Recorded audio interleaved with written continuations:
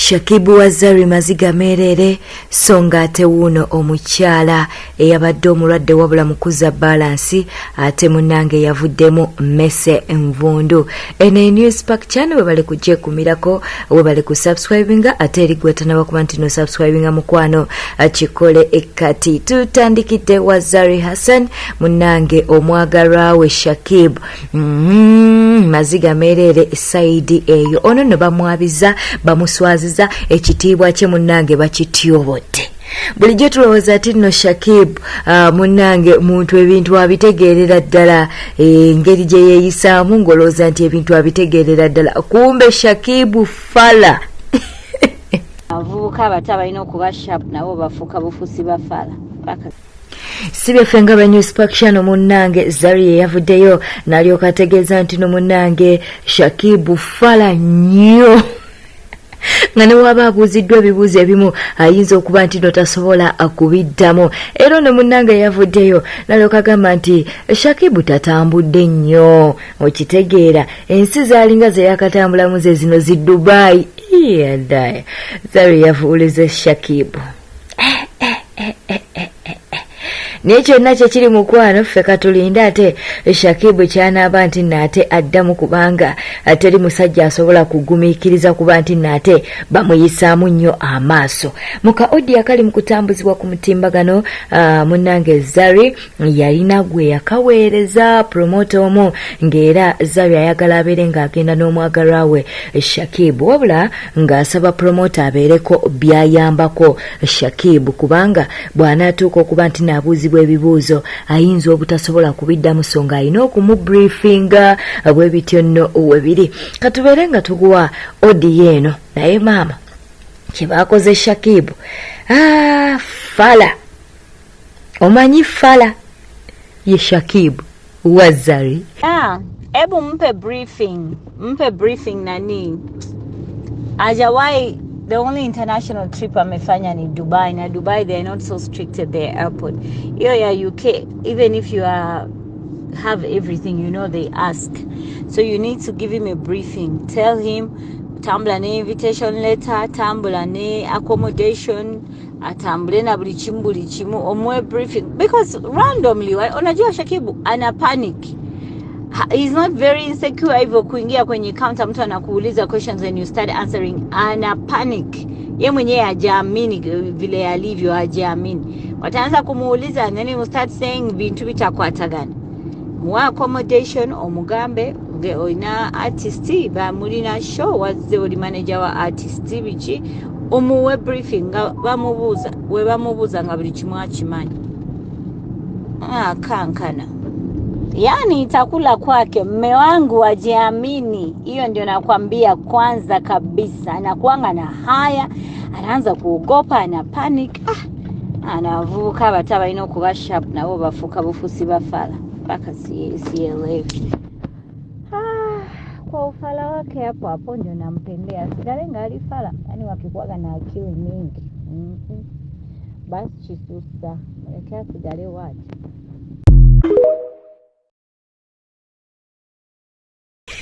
Ka-Audio ndowooza okawulidde bulungi oyo ye Zari tosobola kuba nti nate owakana eryo ly'eddoboozi lye ddala okitegeera nno. Kaakati nno waliwo mu ka-Audio Zari we yatuuse n'alyoka agamba nti wadde Shakib we fala naye kaagira ng'abeera fala kubanga abavubuka bano ate we babeera nti nno ebintu batandise okubitegeera oluusi babasuulawo oluusi batandika okuba nti nate bakyuka. Katubeere nga tukuwa wano woyinza okuba nti nate totadde nnyo birowoozo. Wadde Shakib fala naye ate engeri gyakyamwagala okuba naye munanga agamba nti kaagira abeera fala. Mu accommodation omugambe ge oina artist ba mulina show wazze oli manager wa artist bichi omuwe briefing bamubuza nga buli kimu akimanyi. Kankana. Yani itakula kwake mme wangu ajiamini. Hiyo ndio nakwambia kwanza kabisa. Anakuanga na haya, anaanza kuogopa, ana panic. Anavuka abato balina okuba sharp nabo bafuuka bufuusi bafala. Paka sielewi.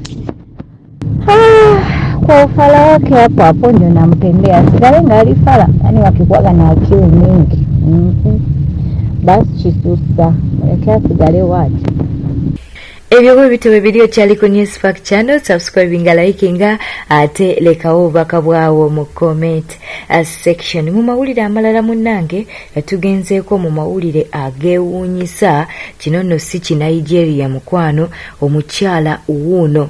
Omukyala oyo ali mu jampa eya red, munnange yabadde nga mulwadde.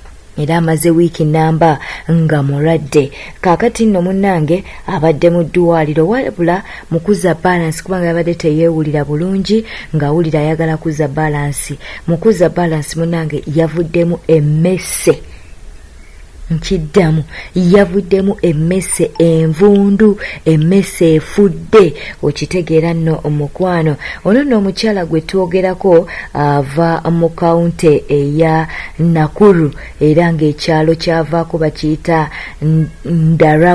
Ndaragu village gyava mu Nakuru county gyasibuka munnange. Ono nno amaze wiiki namba nga mulwadde era yali teyeewulira bulungi n'atwalibwa mu ddwaliro. Wabula mu kugenda mu ddwaliro yali mbu awulira ekintu ekimuli mu bulago ekituddemu, ekintu nga kitudde mu bulago. Kaakati nno mu kugezaako okuba nti nno bakuba ttooki kwe kulaba nti nno munnange nga bwe banaaba bakebera omumiro kubanga mu bulago mwali nga teyeewulira bulungi era ng'awulira nti mulimu ekintu mbu ekimutuddemu kwe kulaba emmese. Mukuza balance munnange ono yavuddemu emmese era ng'emmese eno yabadde enfu. Bwe bityo nno bwe biri ate erudda eyo wetuvaayo munnange kizuuliddwa oba amawulire ge tufuna wano ku News Pack channel munnange ate Sammy owa The Mighty Family avuddeyo ku Facebook n'abeera nga ateekayo nti munnange yaweebwa butwa.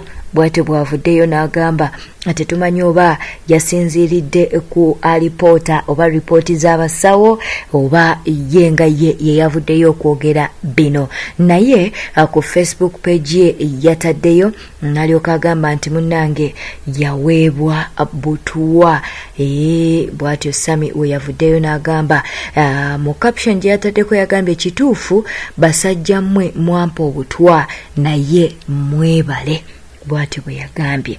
Kaakati nno munnange yoyo Sammy owa The Mighty Family akyagenda mu maaso n'okuba nti nno munnange alwanagana n'okuba nti nno munnange addamu okutereera era nga bakola kyonna kyonna ekisoboka okuba nti nno bamujjanjaba. Ng'ebifaananyi tuli mu kubikulaga munnange ali mu ddwaliro oba yatwalibwa mu ddwaliro ng'embeera si nnungi naye olunaku olweggulo yavuddeyo n'ategeeza nti no munnange yaweebwa butwa era nga ne munne gwe yali akola naye komedi ayina vidiyo gye yataddeyo era nga naye akakasambu munne Sammy yaweebwa butwa. Katukuwe akatambi kano.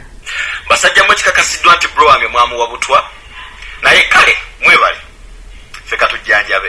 Mu mawulire amalala Aluna Amubiro avuddeyo n'ayingira mu nsonga za Karona Ntongo kw'ossa n'omuyimbi Stesha Amayanja. Ono n'abadde munyiivu eri Karona Ntongo agambye nti ebintu ebimu tebyetaaga kuleeta mu mawulire. Katumukuwe. Waliwo ebintu ebitambula wakati wa Karona Ntongo n'omuyimbi Stesha Amayanja. Bwenga yaliko nabo yagamba nti Karona Ntongo agamba Stesha yamugobako ne kuteeka ebintu bino bituufu.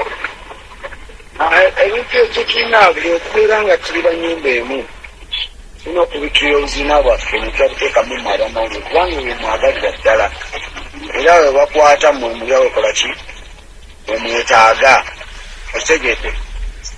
Wakati ebya Karona Ntongo ne Stesha mbadde mbasaba mubalikirire n'entalo zaabwe z'abakyala bali balina engeri zaabwe naye ng'era n'okusonyiwa bayitize nnyo okusonyiwa eyakukola ekintu ate n'onyawo yakuyambira okitegedde okulengeza ki bityo kate kirala bano abantu babadde batuggenga batuvaako olwokuba mu interview bwezitera nagamawulire eza bansunye egundi yankubye ebikonde balwanye tegedde nga industry egenda etegeka bagenda batwalamu amagezi naye buli lwobeera nga ofulumya ebikuli ebyomunju kaŋŋambe nti ekikazi ekyogera ebigambo ebiri mu maka gaakyo kiba kikazikazi n'ekisajja ekirimu ebyomumaka kiba kisajjasajja kati baleme kutwala biyimbiyimbi kitegedde tusibikire ebyambalo byaffe tubyemalire bw'aba yakuba kyaggwa bw'aba yakuvuma